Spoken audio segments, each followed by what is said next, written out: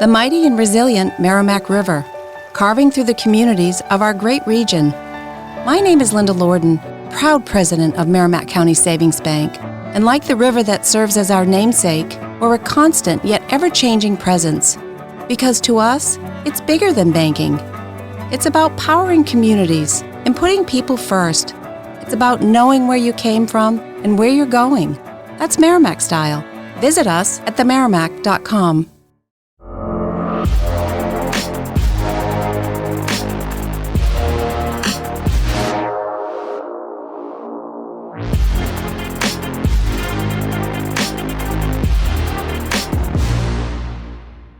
Hello and welcome back to Chasing Excellence, a show about chasing what truly matters. My name is Patrick Cummings. As always, I'm here with Ben Bergeron. How are you, my friend? I'm doing really well. Thanks, Patrick. Good. Thanks, everybody out there, for joining us. This time around, we're going to be talking about the 5 habits of high performers. We're going to talk about having ridiculous work ethic, being accountable, asking what the most important thing is right now, taking ownership, and initiating. I'm excited to get into this. We'll talk a little bit about why we're talking about this in a moment. But first, a quick reminder, chasingexcellence.email. For those folks who aren't over there, 2 reasons to check it out. 1, join our free newsletter list. We send out an email on Saturdays with a link to a form, and you can ask your questions, and we will get as many of them into future episodes as we can. If while you are there, you want to join us inside of the Chase Club, that would be wonderful. The Chase Club is where we do ad-free episodes, some bonus content, and also where we are starting our second book club soon. We are going to be reading The Comfort Crisis by Michael Easter. I was actually just reading it before we started recording here. So really good so far. Excited to get into it with the whole club. Now's a great time to jump into the Chase Club. We've got a 25% off summer special. You don't need any links or codes. Just if you sign up and you join us at chasingexcellence.email, you will get that 25% off. So we look forward to seeing everybody over there. All right, enough news and notes. High performer. This is maybe 2 weeks ago. You did a quick talk to the CompTrain crew, and you put up a slide saying, here are the 5 habits that I've seen across the high performers that I've known in my life. And so I just literally took a screenshot and a mental note, and I said, I want to talk to you about these because we really had like 2 minutes in that meeting to unpack the 5. So this is my excuse to do so. So the first one first, have ridiculous work ethic. What does that mean?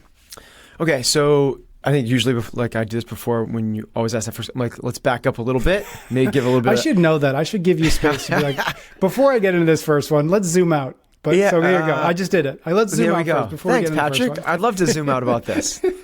That's a good call. So the way that this was interjected into the CompTrain team was we're constantly, just like we are here, we're constantly trying to create the frameworks and create the understanding, the shared language of what is meaningful, what is valuable, what is important to us. And one of the things that, or I should say the thing that we're trying to do first and foremost in our organization is create a really strong team. And a really strong team is made up of really strong team players. And there's a number of different characteristics that make up a team player, but one of the ones is you have to be a high performer. And when you are on a team with high performers, this is the Nick Saban thing. High performers do not like mediocre performers, and mediocre performers do not like being on teams with high performers. So it's a good kind of like, why do I not feel comfortable on this? And everything is modal specific. So I would not like being on a team of high performers of tech people, right? Mm-hmm. They'd be all like geeked up, excited, passionate, driven, creating all sorts of tech stuff. And it wouldn't. So understanding where you are helps. And because you're a high performer in one area does not mean you're a high performer in another. It's not how you do anything is how you do everything. That is, I do not believe in that mantra. And it's Jeff Bezos has said it, that it's modal specific. Because you're excellent at accounting doesn't mean you're going to be excellent at marketing.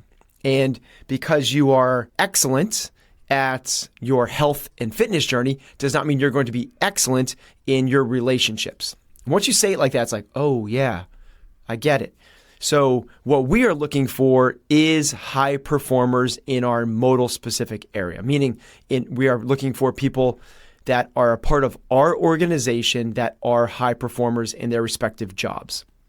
So that's how we got to that conversation. And we had a conversation. And as you said, it was pretty quick, but I tried to do the drip, drip, drip. Yep. Every week we talk about something.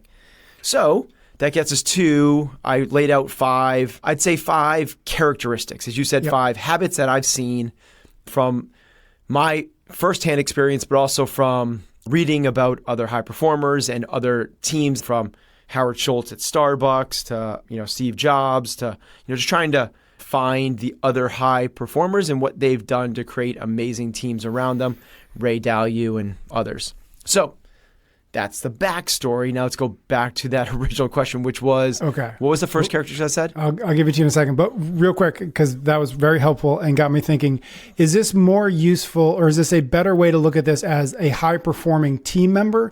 Or do you feel, before we get into each of the individual ones, do you feel like these 5 are just as applicable to us, whether or not we are thinking about them through the lens of a team, whether that's a work team, whether that's a sports team, whether that's something else? Yeah, it would be for both, but one is like, I think accountability is one of these, right? Yep. And accountability, you just have to be accountable to yourself at that point. Yep. So I think that's the only one that might be a little bit more edging towards a team. Environment. Okay, cool. Yeah, but useful but context. they work across individual pursuits or team. All right, dig it. So that first one, have ridiculous work ethic. Okay, so to be a high performer, it kind of goes without saying, is you have to bust your ass. There's no substitute for putting in the work. It does not mean burning the midnight oil. It does not mean 100-hour work weeks. It actually might be the opposite of that, right? In some sense. It means that you are doing incredible, deep work. You are producing, you are making, you are contributing. The work ethic is the type of thing that no one, when I used to coach the games athletes, like no one gets to the top having to be persuaded, cajoled, and like asked to come to the gym. It's the opposite. Every one of those people, they're putting in the work, and most of the case, above and beyond the work, without anyone having to tell them to do so. So, yeah, I mean, it's just, you have to have work ethic. You have to be disciplined. You have to do the work. If you think of this on a spectrum, on one end you have complacency, in the middle you have competence, on the far end you have excellence. Well, to get to that excellence in anything, you have to have a really strong work ethic. And I think that's across any endeavor that you would pursue, whether you're trying to be a world-class violinist or make it to the CrossFit Games or start a really successful business. You can't be a high performer without really strong work ethic. Mm-hmm. It makes me think about, I think, two things. One, I think one of the things you said while you presented this was that high performers tend to need to be held back and not pushed forward. So I think about that in what you were talking about with the CrossFit Games athletes. They're maybe an extreme example, but you never had to call them and say, hey, why aren't you in the gym yet? It was more, why are you still in the gym? And yes, I think that's important. But I think it's important because of something we've talked about a little bit, which is just the idea of maximum sustainable pace. And in order to be a high performer, it's not a high performer for 2 weeks. It's not a high performer for this particular sprint or this quarter. It's how can I be as high a performer as possible? How can I work the hardest, the longest? And if I'm working if I'm doing that 100 hours a week for 2 weeks or 3 weeks in a row, then my effectiveness, my efficiency, my productivity all drops off a cliff at some point. And so it's the maximum sustainable pace at which I can be a high performer. And I think that is important because I think when you say have ridiculous work ethic, if you don't know that, if you don't keep that in mind, what you hear is, I'm going to be the first one there and I'm going to be the last one to leave. Yeah. You know what, though? It is a little bit of that. It is a little bit of the first one there, last one to leave. Now, this is a high performer. I'm not saying a high performer is the best trait possible. This is kind of like a tip of the hat to the Chasing Excellence circa 2015, 16, 17, yep. Where it's like, so there, Elon Musk is a super high performer. Elon Musk works 100-hour work weeks, and he's been doing this for 3 decades. Yep. It seems very sustainable because it's the only thing he knows how to do. This is what I mean by a high performer. And I'm not saying like a fulfilled human being. I'm not saying chasing what truly matters. I'm not saying the person that is going to have the greatest level of fulfillment and happiness, I'm literally saying a high performer, like somebody that is an incredible contributor. Now, to your point, you can't do that at an unsustainable pace because in the long run, you will not be. If you are only getting 4 hours of sleep a night and you are stressed to the max as you're doing this, that's not what high performers look like. But high performers have this inherent sort of, it's like in their DNA. Like they just like to do the work. It's just built into them. It's the Kobe Bryant. Like, like he was the guy that when people, there's the epic stories of the other teammates are coming back from the club and they're getting in the hotel elevator going up and they pass him in the hotel elevator going down because they're going to bed. He's waking up to go to the gym and start working out. They're coming home at 4 a.m. He's waking up at 4 a.m. That's what a high performer looks like. So it is a little bit of first in, last out, but to your point, done at a maximal sustainable. Yeah, take that. The second one, don't need to be managed, be accountable. Yeah, so whereas the first one is no one needs to tell you to show up, this one is no one needs to tell you what to do. Now, there's a part of it where we have to have a shared vision, so we know that we're all rowing the boat in the same direction. But a high performer, I kind of like the example would be if you hire a high performer CMO, Chief Marketing Officer, you don't tell that marketing officer what to do. I think of it this way. I wouldn't need a job description to be a CrossFit coach at an affiliate. I've done this long enough and I'm proficient enough that I would be a high-performing CrossFit coach. A newer or underperform what needs the job description. This is what I need. This is the time I need you to show up for your class. This is how I need you to run your class. This is the expectations. This is the roles, responsibilities of this position. A high performer does not need those things. They do not need to be managed. They do not need to be told what to do. They know how to do this and they will exceed all expectations. And the reason that you're hiring this high performer is because they're going to go and do this thing better than you could otherwise. So the other part of that is if you think of it in terms of the spectrum again of complacent to competent to excellent, think of somebody that needs to be micromanaged all minutes of the day. Like you have to constantly be helicoptering them to like, are they on their phone? Are they just playing solitaire? Are they doing something? Are they talking to their buddies? Think of somebody like working the front desk at a gym. If you need to constantly be micromanaging that individual, they're obviously not a high performer. Versus a person that comes in, you hire them for the front desk, you go over the roles, responsibilities, you go, and they are by week 2 and 3, they're doing an audit of the membership on their own. And they're reaching out to old members to do, and they create a win back campaign.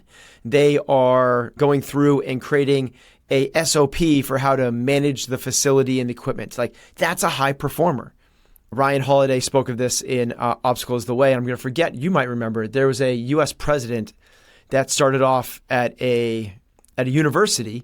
He couldn't afford to take classes. So he exchanged janitorial services to be able to take classes. Within a 2-year, I might get the specifics wrong, but it's about the letter of the story, not the specifics. Yep. Within a 2-year period, he's a professor. Within a 5-year period, he's the president of the university. That is a high performer. That is, I promise you, no one had to go and check his work when he was a janitor. Yeah. Like nobody had to. And eventually became the president of the United States. So this is a person that just goes and does the thing to the very best of their ability, not holding anything back. That's what high performers look like. This is the one that you said at the top, that high performers don't like to work with I think you used the word mediocre people. This is the one that I think is when it happens, is when that teammate does get hired and you see them not just doing spec, but they show up, they do the job that they were hired to do, or they do the parameters of the job that was set, like here's what you do. And then all of a sudden they are writing the SOPs, or they're all coming up with the plan to clean the gym more efficiently, like whatever the heck the thing might be. And then when it's reflected back on you and you realize, oh, I'm just doing spec. I'm just doing it to the degree that they were expected of me and not above and beyond. And that's where the tension comes, because then that opens a loop and you have to make the choice. Am I going to step up and match this high performance, this work ethic, this accountability, or am I going to shrink and say, this place isn't for me anymore? I like that. Yeah. Or you expand or shrink because you see the gap between where you are and what you could fill. There's a lot of space in there. Think of it in terms of hanging out with somebody that's really, really into fitness. If you're not, you don't like hanging out with that person because they're up early and you want to sleep in. They are going for runs and you want to sit and scroll. They're talking about going to the gym and the workout and you want to talk about gossip. They're all about eating the salad and the clean protein, and you want to go and find the chips and the snacks. Yeah. It makes you feel uncomfortable. Like it will make you feel uncomfortable if you are a mediocre performer and you're hanging out with a high performer. Take that. Okay, we've got 3 more. First, quick word of thanks from a few sponsors, and we'll jump right back into it. We're brought to you this week by Shopify. Are you ready to take your business gains to the next level? Sign up for a $1 per month trial period at shopify.com/excellence to learn more about the renowned global commerce platform helping you sell at every stage of your business. Shopify is like the perfect gym buddy for your business. It's there to spot you at every stage, whether you're just launching your online shop or hitting that $1 million milestone. From selling protein powders online to selling supplements in person, Shopify's got your back. It's not only easy to use, but it's also incredibly good at what it does. Shopify's checkout converts up to 36% better than other platforms. Don't just take my word for it. Ask yourself why some of the biggest brands on the planet use Shopify to power their business, from Allbirds to Brooklinen to Noble. In fact, Shopify powers nearly 10% of all e-commerce in the United States. So if you're selling your coaching services, your homemade paleo brownies, or your graphic apparel, be sure to get yourself a partner like Shopify. Go to shopify.com/excellence to learn more and get yourself a $1 per month free trial today. That's shopify.com/excellence. We are also brought to you this time around by DUER. It's hot out, and as much as I'd prefer to live somewhere where blue jeans were ideal all the time, I don't. Thank goodness I've got some DUER shorts in my closet. You live in Maine, dude. Know, it doesn't get any more. But yeah, that's as good as it gets. While staying in the U.S., I guess. There's Alaska. You can get your own by visiting DUER's flagship stores in LA or Denver, or get yourself some online at shopduer.com/excellence. That's DUER, DUER.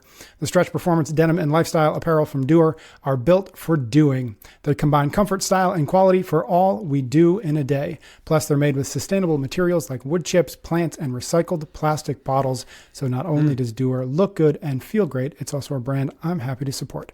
If you're looking for jeans or shorts that you can bike to work in, that look great at the office, and that are perfect for an evening out, DUER is the brand for you. They've got a flagship store in LA and Denver, or you can shop online at shopduer.com/excellence. Right now, you find folks can get 20% off your first order when you use that link. So don't wait and experience the comfort and quality of DUER for yourself, and never sacrifice style for function. Again, get 20% off your first order now at shopduer.com/excellence. All right. Number 3 on our list of 5. Ask yourself, what's the most important thing right now? So high performers know they almost do it with subconsciously. They're constantly prioritizing.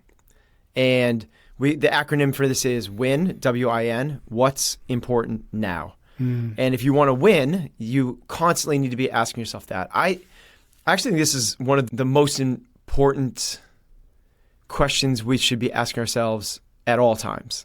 Is truly what, if you think of the Eisenhower matrix in terms of important versus urgent, urgent things are time bound. If they don't get done now, they'll be past due. But important things usually don't have a deadline associated with them. They're things that you can't delegate away. They're things that you need to do yourself. And they have a lot to do with things that will create the most fulfilling life for ourselves. So what is the most important, what is the most impactful use of our time right now? So, we've had the conversation before where people talk about how time is the most important and non-renewable resource. But I like the way that I think you've reframed it, which is it's not necessarily time, but it's attention. It's where are you putting your attention? Because I could be spending time with my family, but if I'm scrolling social while I'm doing that, or answering emails, or even if I'm physically there but my mind is somewhere else, that's not giving them the attention. It's your attention that is actually the finite resource that is the most important. So what's important now? What should you be giving your full self to at this moment? And a lot of times the answer to that question is not as obvious as we'd like it to be.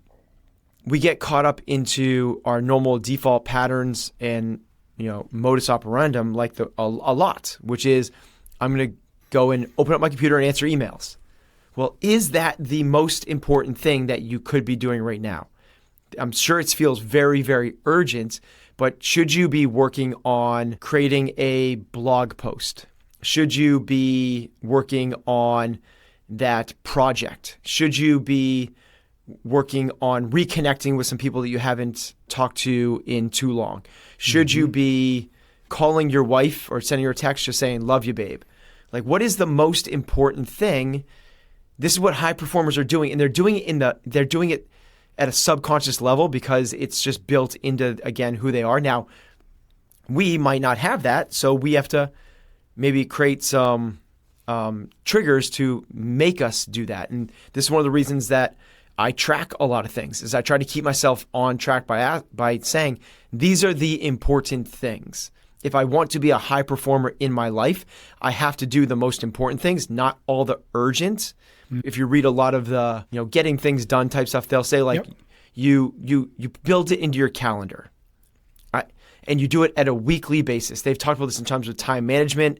There's like level 1, level 2, level 3, level 4, and so on. And one of the highest levels is you schedule out by the week and you create blocks to be able to do the important stuff. Mm-hmm. I'm telling you, I'm not good at that. Like I put the important and the urgent overrides it. I block out these things like I'm going to work on this at that time. And unless this is the only hack I've come up with, unless it's the first thing I do that day, it'll get overridden by something with more of a pressure and a deadline to it. Mm-hmm. So the way that I do it the other way is I go, hey, here are the things that I know I need to do. And I'm going to check off these boxes essentially to make sure I'm doing these on a daily and a weekly basis. Yeah, sure, you got to answer those emails. And yes, you got to do all the daily tasks associated with your roles and responsibilities. You need to, whatever it is, coach the classes, do the social posts, create the X, Y, and Z, jump into that meeting.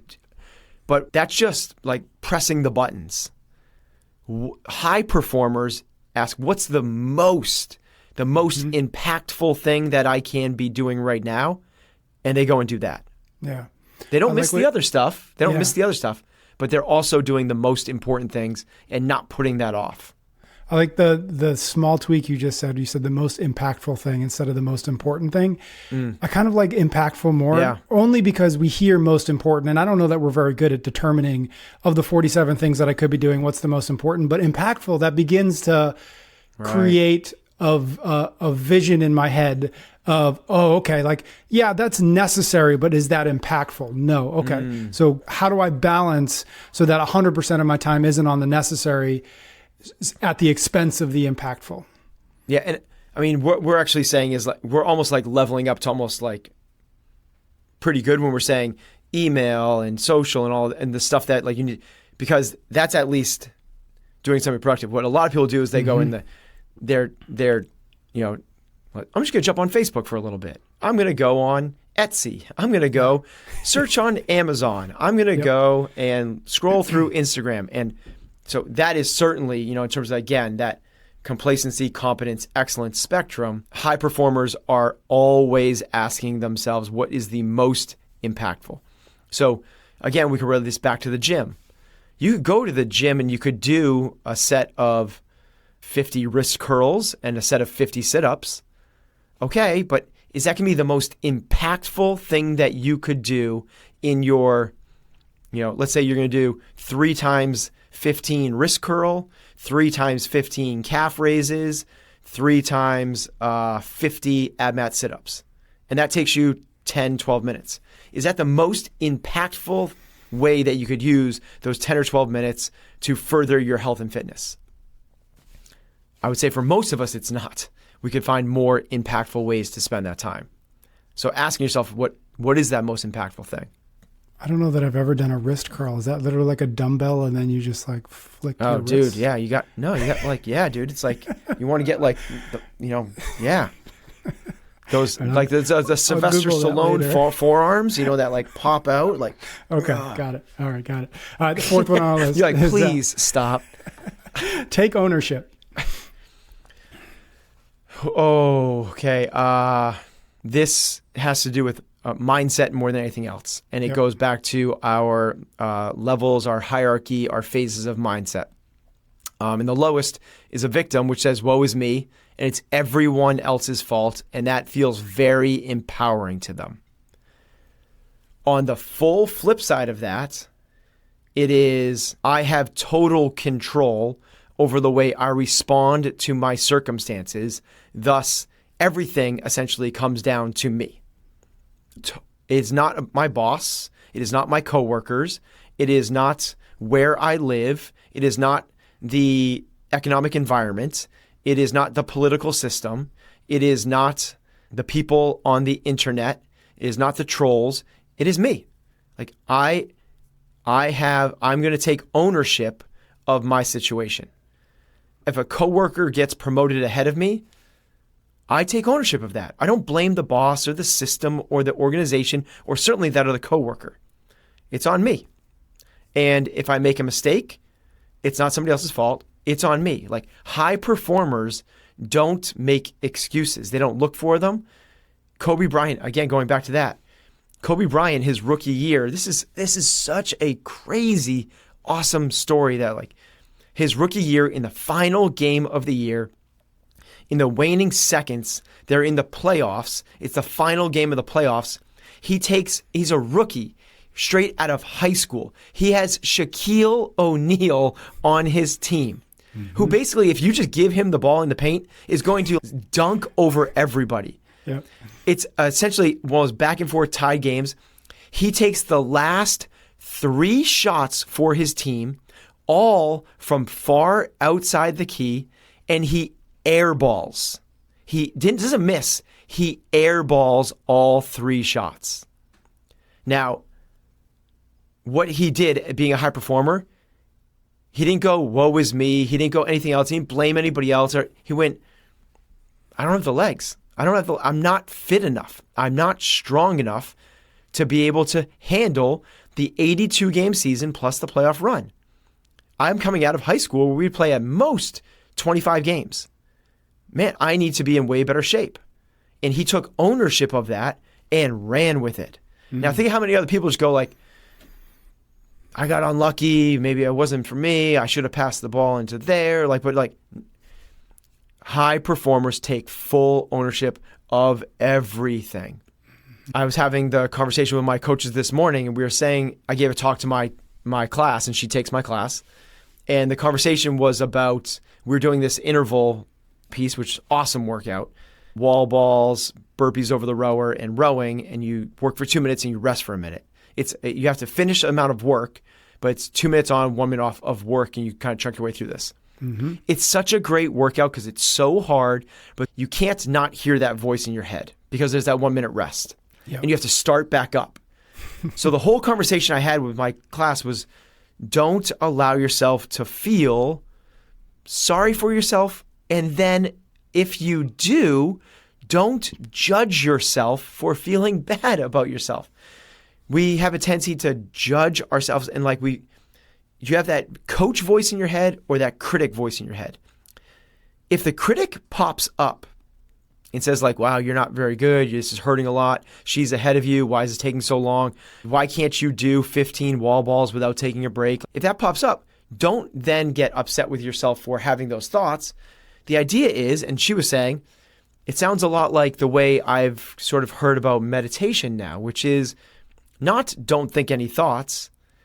The idea behind meditation is, can you not judge yourself when you do have thoughts that go off the rails? So you're supposed to sit there quietly and let your mind just kind of like be quiet. That's not going to happen. That's the purpose of it the purpose is for it not to happen. Is to try to sit there, and the purpose is when your mind goes, what should I have for dinner tonight? Or I have that project due, to then go, oh damn, wait a minute, I'm supposed to be quiet. Why can't you stay quiet? Why is my mind? That's the whole purpose is meditation is a practice in non-judgment. That's you're trying to not judge yourself for thinking. And you're going to think. So that you not judge yourself for not. And if you're able to do that, you get a quieter mind. And if you do that, then all of a sudden you can take ownership of things. And if you take ownership of things, you now have the opportunity to be productive. If it's on you, you can take the ball and move it down the field. If it's always going to be somebody else, well, then you're never going to have the ball. You don't get to move it down the field. You're going to be a victim of circumstance at every turn, and you just have to wait for the winds to blow your way. Do you remember that video you sent me? It was a while back, but about Taylor Swift and her Grammys. Do you remember that? No. It was very quick. No. It was a video of somebody else talking about this. But it was effectively, there was a documentary filmed about Taylor Swift, and there was a year of the Grammys where she didn't get any of the big nominations. And the documentary shows her on the phone with her agent or manager, somebody, and I do remember her manager said, you're not getting any of the big nods because they were all coming out. And the manager's like, you made an amazing album and it's great. And Taylor Swift just says, I just have to make a better album, which is exactly what she then went forward to do. And you can make the argument better, popularity, awards, et cetera. But like in her mind, in her line of work, better, this is a degree of better. This is a measurement of better. And I just I thought about that when you were telling the Kobe story, because it's so similar to right. that. It's not like, damn the critics. Yeah. How come people don't understand me? This and I remember that the agent's going like, you made a great album. She's like, no, I didn't. I got to be better. Yep. I got to make something better. And again, the way she measures better is by, Grammy nominations. So cool. Like that's so cool though. Yeah. I love that. Last one we've got, be the little brother, initiate. What's the little brother story? There's a farmer that's getting ready to retire, and he's going to pass his farm down to one of his two sons. So he brings his two sons together, and he says, I'm going to pass the farm on to the younger son. And the older son is furious. He says, what are you talking about? Why does I'm the oldest son. I should get the farm. The old farmer pauses for a second and says, okay, I need you to do me a favor. We need to buy some more cows. Can you go down to Sibby's and see if they have any cows for sale? So later on that afternoon, the son returns, the oldest son returns. He says, Dad, I went to Sibby's, and he does. He said he had 6 cows for sale. He says, great. Thank you, oldest son. He turns to the younger son and says, I need a favor for you. We need more cows. Can you go down to Sibby's and see if he has any cows for sale? About 35 minutes later, the younger son returns and he says, yeah, Dad, Sibby does. He has 6 cows for sale. He also said that he's getting a new shipment of Jersey cows next week. And these Jersey cows actually produce 20% more milk and require less feed. And I really suggest that we wait for these special Jersey cows. But if we can't, he did say that he would be able to get these cows to us on Thursday by noon. The cost of the cows are $2,000 each, but if we put a down payment down, he'll knock off 10%. The father then turns to the oldest son and says, that's why your brother's getting the farm. The idea is, behind the story of the younger brother, is initiate, don't wait, go above and beyond expectations. There's another story I share, which is Jack Welch, the former CEO of General Electric, was the biggest company in the world in the time. He's essentially the Elon Musk or the Zuckerberg or the Bezos of the 1980s.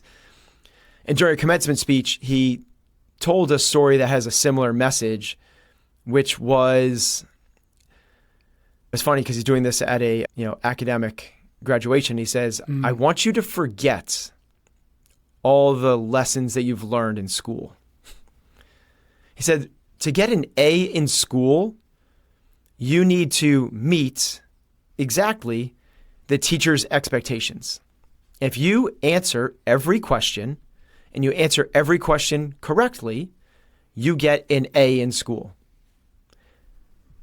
In business, that gets you a C. The expectation in business is that you're going to do the work and you're going to do the work correctly. That's average. If you want to get ahead, there is one secret. This is what he's saying there is, if you want to be a high performer, there is one way to do it. You need to go above and beyond. You need to give your boss shock and awe. Example is, if your boss gives you an assignment of analyzing a competitor, you can already assume that your boss has a pretty good understanding of that competitor's strengths and weaknesses. What you need to do is go in and not only give them what they expect, you need to give them 2 or 3 layers deeper into the onion. You need to give them assessment not only of that competitor, but the 2 closest competitors to that competitor, and potentially the whole market at large. Essentially, the job that you need to do in business is to make your boss smarter. That's the job, not just to do what you were hired to do. That's what the mediocre people do. That's what complacency and competence is. If you want to be excellent and you want to be a high performer, you have to go way above and beyond, just like the little brother, just like the requirement to get an A in business. So this is, again, if we are going to talk about what it looks like to be high performers, you cannot just meet expectations. It is not just about showing up on time to practice and then leaving after practice. It is about being the first in, the last out. It is about making your coach look better. It is about contributing to the business in ways that they didn't even expect you to contribute. That's what high performers do. I'm going to wrap it up there. Thanks, buddy. That was great. Thank you, everybody out there, for listening. One more reminder, if you'd like to get a question into a future episode, chasingexcellence.email. The link is in the show notes for easy clickability. We would love to hear from you. Let us know what you'd like us to talk about. Ben and I'll be back soon for a brand new episode of Chasing Excellence.